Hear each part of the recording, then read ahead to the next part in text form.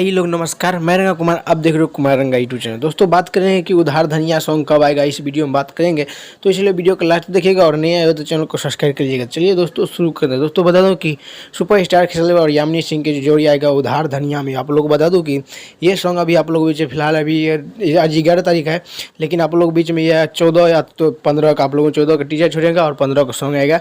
Lump sum आ सकता है क्योंकि अखिलेश कश्यप बाबा ने बताया है आप लोग बीच में आ जाएगा बहुत जल्द, लेकिन आप लोग इस बीच में नहीं आएगा। 14 तारीख को या तो टीजर आएगा या तो आप लोग बीच में फुल वीडियो ही आएगा। आप 15 को लगे नहीं तो 15 तारीख को आएगा फुल वीडियो।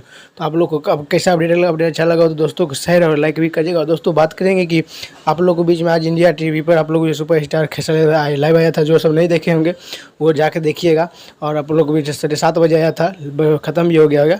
आप लोग जाके नहीं देखे होंगे, आपको जो नहीं देखे होंगे वो जाके देख लीजिएगा, बहुत ही ज़बरदस्त है। मिलता हूँ नेक्स्ट वीडियो में।